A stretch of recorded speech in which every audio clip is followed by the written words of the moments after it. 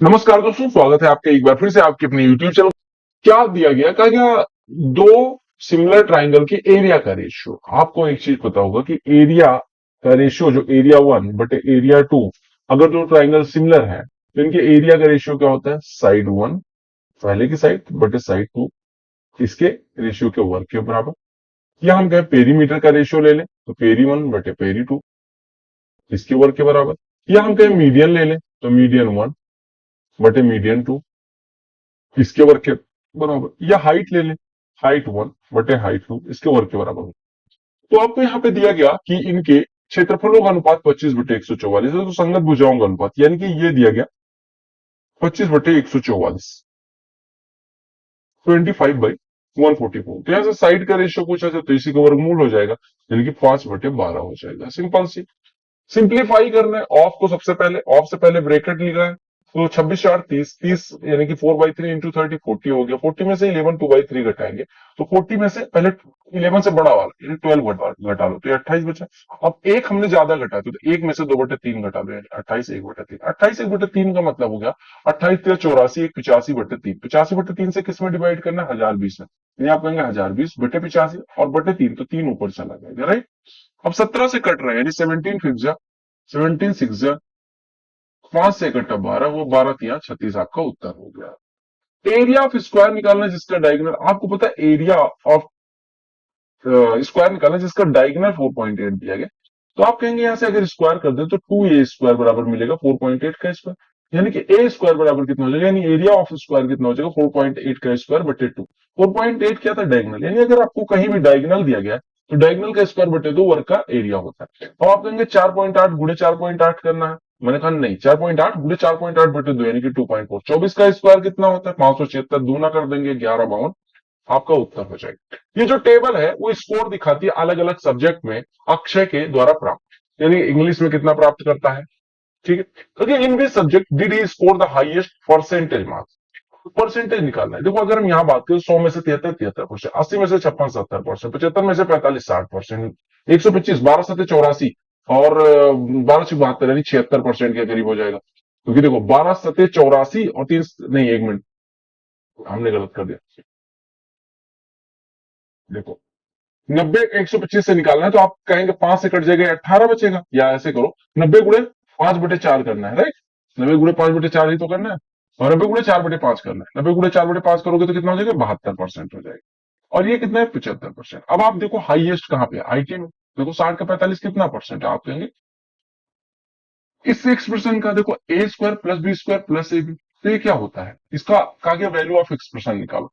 अब देखो अगर a² + b² + ab लिखा है, मैं इसमें a - b से मल्टीप्लाई कर दूं, ये a² लिखा है, ये b² लिखा है, ये ab लिखा है, तो आप कहेंगे a - b से मल्टीप्लाई करने के बाद ये a³ - b³ हो जाएगा। क्या हम a - b से मल्टीप्लाई कर सकते हैं? हमने कहा a 1.55 है, b 0.55 है, तो इसका अंतर 1 से मल्टीप्लाई कर सकते हैं। यानी हमने कहा यहाँ पे 1.55 - 0.55 से हमने मल्टीप्लाई कर दिया तो कोई फर्क नहीं आएगा क्योंकि इसकी वैल्यू 1, तो 1 इंटू इतना, यानी कि a - b into a² + b² + ab, यानी a³ - b³ आपको फॉर्मूला बन जाएगा। दो ट्राइंगल्स कॉन्ग्रुएंट है, इसके साइड PQ के कॉन्ग्रुएंट कौन से? देखो ये कितना आसान सा प्रश्न। ट्राइंगल ABC दिया गया, कॉन्ग्रुएंसी का साइन ये होता है ट्राइंगल RPQ के। अब आपको जिस ऑर्डर में लिया गया ना, जैसे AB तो यहाँ पे RP, BC तो यहाँ पे PQ, यहाँ पे AC तो यहाँ पे RQ। अब आपको किसके अनुरूप पूछा गया था? PQ के, तो PQ कौन सा है? ये वाला लास्ट के दो, तो लास्ट के दो वाले उठा के BC के बराबर कर देंगे। कॉस्ट प्राइस एक बैंड की 75% है मार्केट प्राइस की, अगर गेन परसेंटेज क्या होगा अगर हम 15% का डिस्काउंट दे दें? तो कॉस्ट प्राइस जो है वो 75% है मार्केट प्राइस का, यानी कि मार्केट प्राइस का, मार्केट प्राइस, एक मिनट हमने गलत कर दी। आपको क्या दिया? आपको दिया कॉस्ट प्राइस का 100% मार्केट प्राइस के 75% के बराबर, यही तो दिया गया। तो हम कह सकते हैं मार्केट प्राइस 100 है और कॉस्ट प्राइस 75 है। कॉस्ट प्राइस कितना है? 75। कॉस्ट प्राइस कितना है? 75।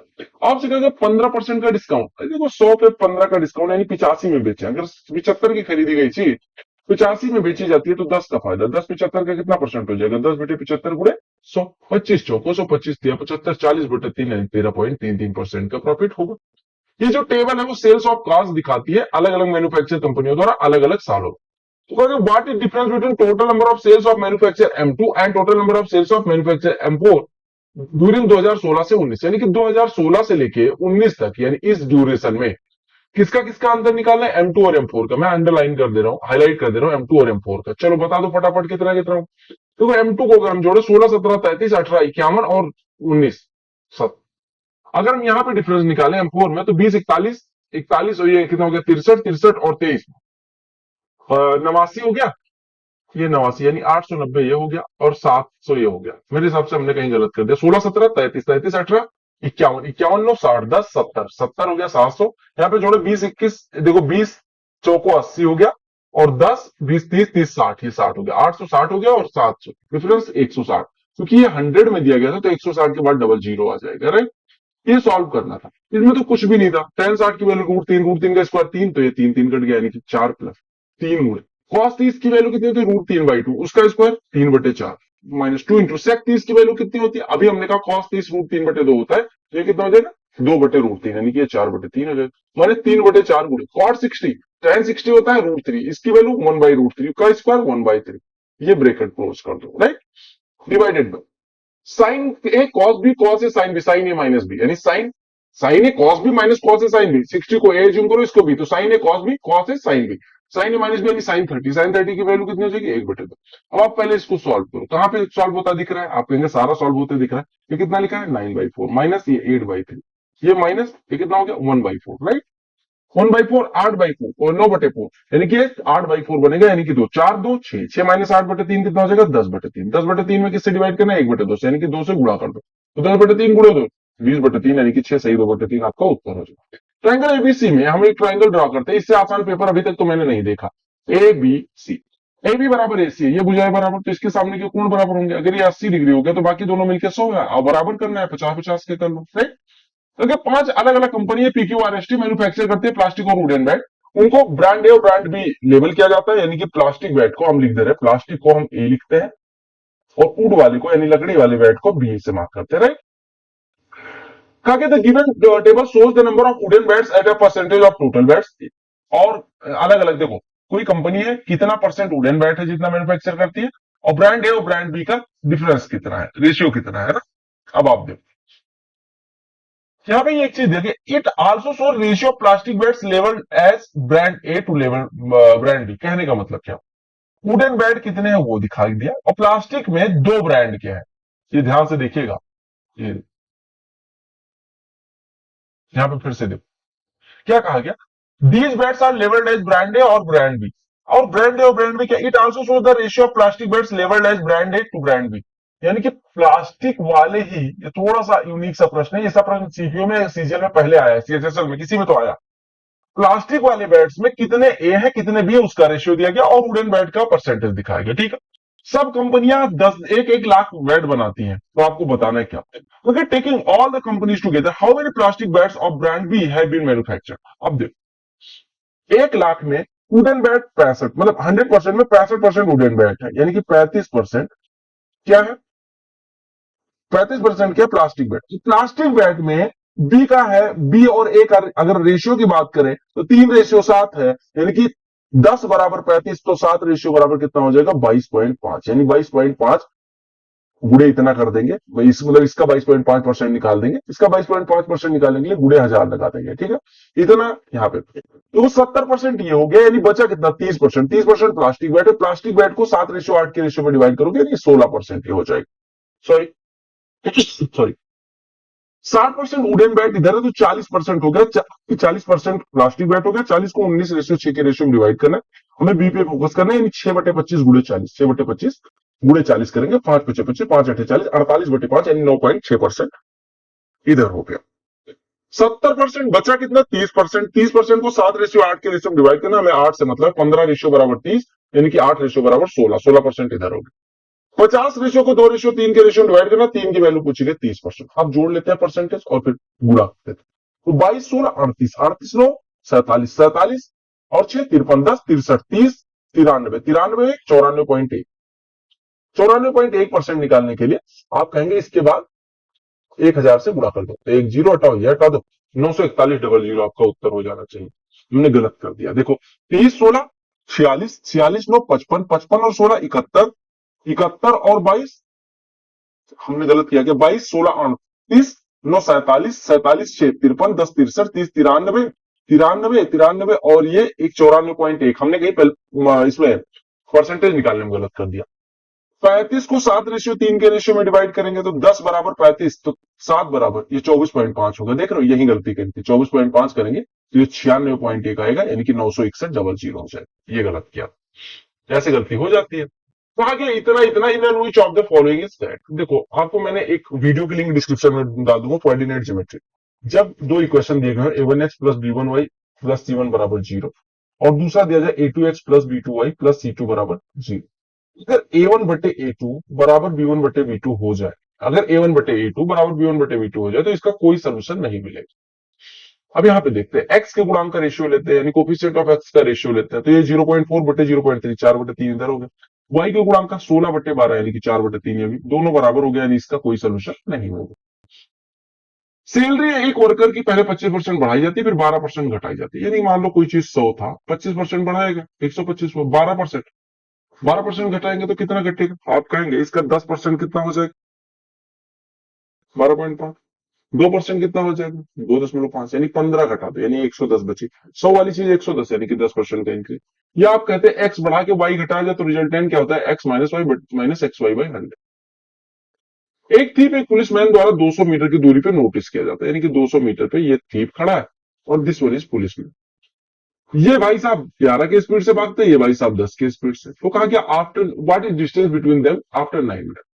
9 मिनट बाद कितना डिस्टेंस होगी? देखो, अगर ये एक ही दिशा में भागेंगे तभी पकड़ पाएंगे, और एक ही दिशा में भागने पर रिलेटिव स्पीड क्या होती है? This speed minus this speed, यानी 1 किलोमीटर प्रति घंटे, यानी 1 × 5/18 मीटर पर सेकंड। यानी उनकी स्पीड है 5/18 मीटर पर सेकंड। हमसे पूछे 9 मिनट में, 9 मिनट में हम देखते हैं रिलेटिव स्पीड से, यानी कि 540 सेकंड में कितना दूरी कवर होगी। तो आपने 18 या 54, यानी कि 150 मीटर उनके बीच की दूरी कम हो जाएगी। ऑलरेडी कितनी थी? 200 मीटर, 150 कम हो जाएगी, यानी बचेगी कितनी? 50 मीटर, राइट। ट्राइंगल एबीसी में एबीसी कोण जो है वो 90 अंश का है। देखो, ये इस तरह का ट्राइंगल है, ए बी और सी, ये 90 अंश है। साइन ए बराबर 1/2, यानी साइन 30, ए की वैल्यू 30 हो गई, ये 90 है, 30 ये 60 हो गया। कॉस सी की वैल्यू पूछे, कॉस 60 कितना हो जाएगा? Average of prime number line between 50 and 76। अब देखो, इसका कोई शॉर्ट ट्रिक नहीं है कि 50 से 76 के बीच में कितनी प्राइम नंबर्स है। तो इसके लिए आपको याद होना चाहिए, सारी और नंबर्स गिनते जाओ। 51 नहीं है, 53 बिल्कुल है, 55 नहीं है, 57 बिल्कुल नहीं है, 59 बिल्कुल है, 61 बिल्कुल है, 63 नहीं है, 65 नहीं है, 67 बिल्कुल है, 69 बिल्कुल है, 71 बिल्कुल है, 73 बिल्कुल है, 75 नहीं है, 76। एवरेज निकालना था, तो एवरेज निकालने के लिए सबको जोड़ोगे और कितने से डिवाइड करोगे? 7 से डिवाइड करोगे। मैं क्या काम करता हूँ, इनका एवरेज मान लेता हूँ 60 है, 65 मान लेता हूँ, ठीक है। कुछ भी इनके बीच की संख्या मान लो, 65 मान लो इनका एवरेज है, मैंने यहाँ कह दिया 65। तो 65 से कितना कम? 12, यहाँ पे कितना कम? 6, यहाँ पे कितना कम? 4, यहाँ पे कितना ज्यादा? 2, यहाँ पे कितना ज्यादा? 4, यहाँ पे कितना ज्यादा? 6, यहाँ पे कितना ज्यादा? 8। अब देखो, आप बैलेंस करने आओ, 4 से 4 कट गया, ठीक है, 6 से 6 कट गया, राइट। 2, 8, 10 से 12 कटा, यानी -2 आया। 7 मतलब -2/7, 65 से 2/7 कम, 65 से 2/7 करेंगे तो 64 के करीब हो जाएगा। हम देखते हैं कोई गलत तो नहीं किया। 3 12, 1 13 और 7 20, 9 29, 1 30, 3 33 के 3 हंसी लाई, 3 7 3 10, 30 7 17, 6 23, 6 29, 6 35, 5 40, 5 45। 7 से डिवाइड करेंगे, 7 6 42 और 7 चौको 28 के करीब आपका एवरेज हो जाएगा, ठीक है। A cube minus B cube बटे A square plus A B plus B square, आप कहेंगे ए माइनस बी, यानी कि आपका आंसर आ जाएगा। ये बार ग्राफ जो है वो सर्कुलेशन ग्रोथ दिखाता है एक मैगजीन का, ठीक है, जुलाई से लेकर दिसंबर तक। तो during October to December there was an even growth rate, the average of which is. अक्टूबर से दिसंबर तक, अक्टूबर से दिसंबर तक क्या कहा गया? देखो, यहां से यहां बढ़ा, यहां से यहां बढ़ा, तो इसका एवरेज बताइए। एवरेज निकालने के लिए क्या काम करोगे? इसमें से इसको घटाओगे, या आप ऐसे देख लो कि कितना बढ़ा पहले। अगर एवरेज ग्रोथ की बात करो तो यहां से घटाओ पहले, ये मान लो एक्स है, ये वाई है, ये जेड है, तो जेड में से एक्स को घटाओ, जेड में से एक्स घटाओगे तो कितना आएगा? ये 15 में से 9 जाएगा। ये देखो यार, बी 200 189 है, यहाँ पे 211। आप क्या काम करो, 189 को 11 885 में से घटे, तो घटाओ, 15 में से 9 जाएगा 6, यहाँ पे 17 में से 8 जाएगी 9, यहाँ पे बचेगा 7, 7 में से 1 जाएगा 6, यहाँ पे 11,696 बचेगा। और इसको 2 से डिवाइड कर दो पहले, तो 2 से डिवाइड करोगे 58 48 हो जाएगा। 58 48 जो होगा वो एवरेज होगा, 58 48 जो होगा वो एवरेज होगा। एवरेज कैसे निकलेगा? आपने कहा 58 48, इस पे कितना परसेंट है? क्योंकि हम बेस इसी को मान रहे हैं, यानी कि 189 का कितना परसेंट, बूढ़े में लगाएंगे 100, 1020, ये 20 कर दिया। अब देखो 2 से अगर ये 2001 छोड़ो, इसको हम मान लेते हैं 5800 है, और इसको मान लेते हैं 2000। ठीक है, ये जीरो, ये जीरो, ये जीरो, ये जीरो, ये कटा। ठीक है, 2 से 1 कटा 2.9, यानी कि 2.9% के करीब सर्कुलर ग्रोथ रेट है। समझो क्या बात है। तो ए से बी बढ़ा, पूछिए बी से सी हुआ। तो हम क्या काम करते हैं कि जब इवन ग्रोथ रेट है तो ए से सी का डिफरेंस निकालते हैं। हमने कहा इतने की वृद्धि हुई 2 साल में, तो 1 साल में वृद्धि इतना। अब 1 साल में वृद्धि अगर इतने पे इतना हुई तो परसेंटेज में निकालने के लिए बटे में पूरे 100 कर देंगे, सिंपल सी करके। कौन सी संख्या 2 और 5 दोनों से डिविजिबल, देखो 5 से डिविजिबल होने के लिए 0 यूनिट डिजिट या 5 होनी चाहिए, और 2 से कटने के लिए आपको पता है अगर 0 और 5 यूनिट डिजिट है तो क्या 2 से कौन सी संख्या कटेगी, जब यूनिट डिजिट क्या होगी, क्या 5 रहने पर कटेगी, नहीं। यानी जिस संख्या का यूनिट डिजिट 0 है वही 0 और 5 से, 2 और 5 दोनों से कटेंगे, अदरवाइज नहीं कटेंगे। कहा गया एस ने आर से कुछ उधार लिया और 8% सिंपल इंटरेस्ट पे। ठीक है, और एस ने क्या काम किया, वो जो पैसा मिला था उसने 5% इंटरेस्ट कमा लिया। ऐसे इंटरेस्ट कमाया कि आर को देने के बाद भी 5% उसको इंटरेस्ट मिला। तो कहा गया कि उधार ली गई राशि को कितने पे इन्वेस्ट किया। देखो सिंपल इंटरेस्ट की बात यह है मेरे भाई कि अगर मान लो कि हम क्या काम करते हैं, किसी से उधार लेके आते हैं और 8 रुपए हमें हर महीने पॉकेट से देने हैं उसे, हमें 5 रुपए अपने जेब में डालना है। 8 ये बैलेंस करने के लिए कमाना पड़ेगा और 5 ये कमाना पड़ेगा, यानी टोटल कितना कमाना पड़ेगा, 13। सिंपल सी बात है और कुछ नहीं था इसमें। कहा कि 8400 रुपए को इतना होने में सिंपल इंटरेस्ट की 7% की रेट से कितना टाइम लगेगा। 8400 से कोई चीज 11,928 हुई, यानी कि कितनी बड़ी, 3,528। तो ये कितना परसेंट है निकाल लेते हैं, बटे में 84 गुड़े 100, ये कटा, ये कटा, ये कटा, ये कटा, 28 से काटेंगे 28 या 84, 28 से काटेंगे 28 से करना 28, 28 से हाँ 28 करना 28, और ये कितना बचा 772, 28 दूना 56, तो 168, 28 छक्के 168, 3 से कटा ये 42, यानी कि 42% हमें इंटरेस्ट चाहिए। अगर 1 साल की दर 7%, तो 42% के लिए 6 साल लगेंगे।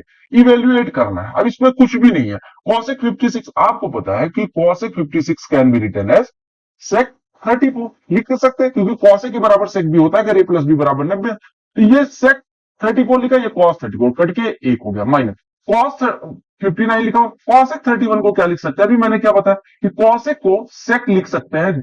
बस क्या काम करना है, 31 को 90 में से घटा के लिख देना, यानी कि 59, यानी यहां पे लिखा हुआ sec 59 इंटू cos 59, यानी ये भी 1 हो गया। तो 1 माइनस 1 आपका उत्तर 0 हो गया। क्लियर। क्वेश्चन निकालना है मीन प्रोपोर्शन इसका और इसका, इसको इवन प्राइम नंबर से डिवाइड किया जाए। देखो बढ़िया प्रश्न। इवन प्राइम नंबर कौन सी, एक ही संख्या जो इवन भी है प्राइम नंबर 2। ठीक है, अब आप 7 सही 1/5 और 2 प्रश्न इसमें दिए गए, इसका मीन प्रोपोर्शन यानी इसका मध्यानुपाती निकालो। मध्यानुपाती निकालने के लिए आपको पता है ए और बी का होता है ए इंटू बी का रूट। 7 से 1/5 यानी कि 36/5, और गुणे में लिख देंगे 245, तो इसका मीन प्रोपोर्शन आ जाएगा। 5 से ये कटेगा 49, 36 और 49 दोनों का वर्गमूल आपको पता है 6 और 7, 42 आया। अब 42 को अगर हम 2 से डिवाइड करें यानी इवन प्राइम नंबर से डिवाइड करें, आपको दोनों कॉन्सेप्ट पता होने चाहिए कि इवन प्राइम नंबर कौन सी है, सम अभाज्य संख्या कौन सी है, और उससे अगर 42 को डिवाइड करें तो भागफल कितना आएगा, ये पूछा गया था। फिर वो पी क्यू आर में M N S mid point है पी क्यू पी आर और क्यू एस के। देखो हम क्या काम करते हैं, पी क्यू और आर उठाते हैं, पी क्यू का मिड पॉइंट उठाते हैं, क्यू आर का मिड पॉइंट उठाते हैं और पी आर का मध्य बिंदु उठाते हैं। पी क्यू का मध्य बिंदु एम है, क्यू आर का मध्य बिंदु और पी आर का मध्य बिंदु एन है, और इसका मध्य बिंदु एस है। आपसे कहेगा पी क्यू आर की एरिया अगर 46 हो तो आपको quadrilateral M N R Q की एरिया बतानी, एम एन आर क्यू। देखो मैं एक बात बताता हूं मेरे भाई, मैं इसको ऐसे ऐसे मिला देता, तीनों भुजाओं के मध्य बिंदुओं को मिला देता। अगर किसी ट्राइंगल के सभी, आप स्टार बैच अपना एक बैच है जो फ्री ऑफ कॉस्ट अवेलेबल है, अपने चैनल पे ही अवेलेबल है, जिसमें ज्योमेट्री मेंसुरेशन मतलब एडवांस मैथ्स और अरिथमेटिक को बहुत अलग लेवल पे पढ़ाया गया। तो आप वो बैच की लिंक डिस्क्रिप्शन में डू चेक इट आउट। ठीक है, उसमें मैंने बहुत डिटेल में बताया कि कोई ट्राइंगल के अगर हर भुजा के मध्य बिंदु को मिला दिया जाए, लाइक ये मिड पॉइंट को मिला दिया, तो जो ट्राइंगल बनता है ये अगर इसको मिला दिया जाए तो 1 ट्राइंगल, 2 ट्राइंगल, 3 ट्राइंगल, 4 ट्राइंगल, यानी कि चारों जो ट्राइंगल बने मेरे भाई ना, ये चारों सेम एरिया के होंगे। आपको पता है पूरे ट्राइंगल पीक्यूआर की एरिया 46 थी, अगर चारों की एरिया बराबर हो गए तो एक एक पार्ट की, यानी कि 1 बराबर 2 बराबर 3 बराबर 4 होगा, और सबका कितना हो जाएगा 46/4, यानी कि 23/2। अब आपको किसका एरिया बताना है, आपको एम एन क्यू आर यानी इसका एरिया बताना है। आप कहेंगे अगर मैं ट्राइंगल के एरिया में से, क्या काम करूं, ऊपर वाले पार्ट यानी फोर्थ पार्ट का एरिया घटा दूं तो हमारा एरिया आ जाएगा। आपने कहा 46 में से अगर 23/2 यानी कि 11.5 में घटा दूं तो हमारा एरिया आ जाएगा। तो 46 में से 11.5 घटाओगे तो कितना हो जाएगा, 34.5 आपका एरिया हो जाएगा। तो क्या पाइप जो है वो किसी टंकी को 6 घंटे में भरता है। एक लीक के कारण 2 घंटे ज्यादा लग जाते हैं, यानी कि ए और बी काम करे तो 6 के बजाय 6 + 2 घंटे लग जाते हैं। एक बात बताओ, ये 6 घंटे भर सकता है, ये 8 घंटे में, तो दोनों का एलसीएम अगर 24 लीटर टंकी की धारिता हो तो ये 1 मिनट में 1 घंटे में 4 लीटर, और ये 1 घंटे में 3 लीटर। यानी ए अकेले जब भर रहा था 4 लीटर भरा जा रहा था, बी के कारण लीक होने के कारण 1 घंटे में 3 ही लीटर आ, यानी लीकेज जो है वो 1 घंटे में 1 लीटर पानी गिरा देता है। तो अगर रिसाव के कारण अगर 1 लीटर पर घंटे खाली हो रहा है तो 24 लीटर को खाली होने में कितना टाइम लगेगा? आप कहेंगे 24 घंटे।